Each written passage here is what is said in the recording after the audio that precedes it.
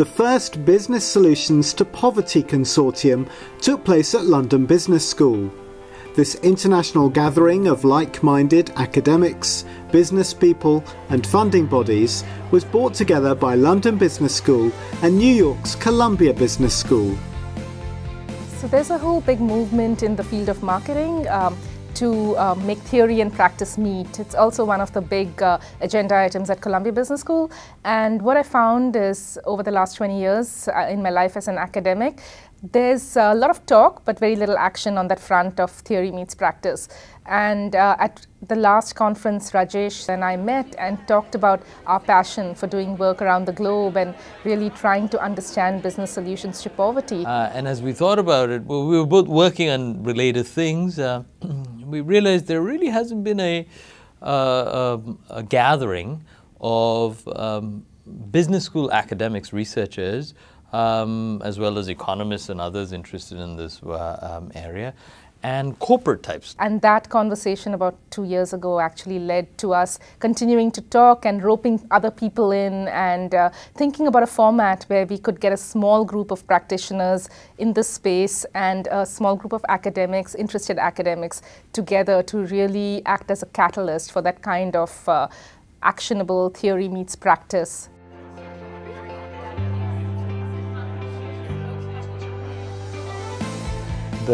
The strength of this gathering is the sort of diversity of the people they brought together. So there were obviously people from the academic world, both sort of development economics people, political science people, very sort of business-oriented people from London Business School.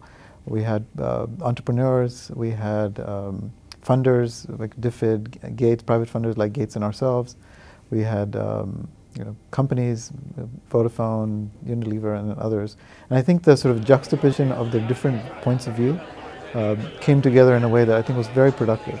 Well, we need more collaborations to do research that is really relevant for the world, relevant to help push forward better policies, to inform businesses about how they can operate better and create more social good, to inform donors, to inform policymakers. We need collaborations between researchers and businesses that are doing things to service the poor. And so and they don't always talk the same language. They have different incentives, and there's some collaboration that exists, but we need more interaction. And this seemed like a really nice way of doing it, because it's not just a big lofty conference with lots of kind of platitude type talks, but instead a very cozy gathering with 60 people in breakout sessions, really getting into details about what it means to collaborate and ideas for specific collaborations. Dean Karlan's keynote lecture kicked off a day of brainstorming and planning in mixed groups, a process that highlighted the challenges ahead.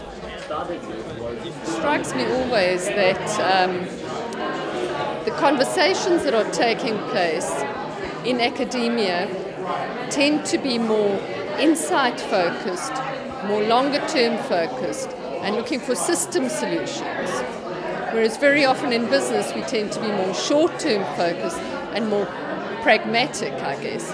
And if we can bring those two together, it feels like we can find some good solutions.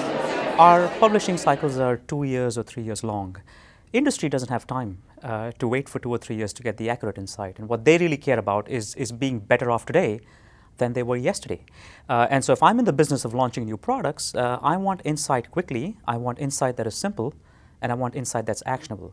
So I think that's the fundamental difference between the language we speak and the language that industry demands. For example, when DFID funded M-Pesa, gave £1 million approximately to Vodafone. It's not that Vodafone couldn't afford that money itself, but it's whether the Vodafone board or the powers that be thought it was a worthwhile project or not to actually take a risk, and it's probably a distraction from their mainstream business, and they have too many other interesting opportunities which are clearly much more commercially viable to pursue. So it's sort of how do you create space within large companies to A, foster a culture of innovation, and then how do you ring fence that almost for a few years to allow it to flourish. And I suppose in some ways that's the role that donors such as DFID play, where you actually provide some of that ring fencing, provide a bit of capital to allow companies to experiment. So we're willing and able partners on that score, but you still need the companies to come forward with ideas that we could potentially fund. but maybe we should be a little skeptical, which none of the groups have raised. It goes back to Dean Karlan's early morning talk.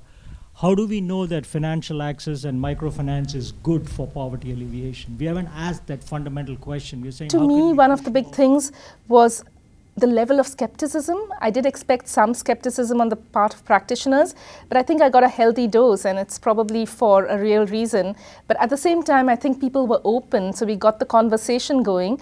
For example, by creating these digests of information that's relevant to practitioners, so like a guide to practitioners. That was an idea that came up again and again and again. But I think it's a two-way street. So practitioners pose challenges, academics look at the literature, as well as try to find partners to test those ideas, test the hypotheses, and it's kind of a work in progress. So it really has to be informed from both sides, and I think that could be a really great outcome from this, which isn't something I anticipated going in. Key benefits were the space to generate new ideas and the time to discover new connections.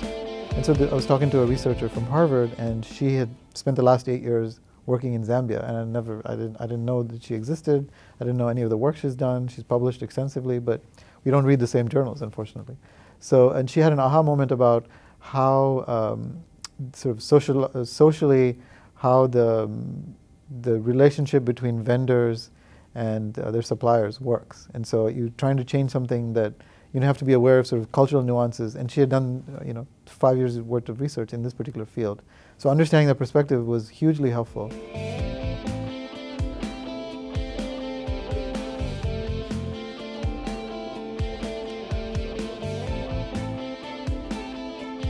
I'd love for our group, for example, I chaired the Access to Finance track, to be back 2 years from now, having produced 2 specific research projects and a practitioner's guide for how to actually use research in improving access to finance. So if we could do 2 of those things, I think I'd be happy.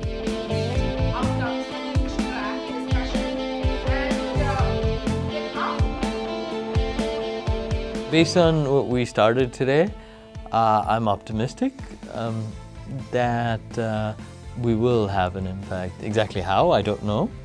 There were lots of interesting and promising and exciting ideas. Lots of very energetic, idealistic, impressive people involved. And you can't over-engineer these things. Sometimes you just have to let those relationships evolve. But I am optimistic. I do hope, certainly, that we'll make a difference.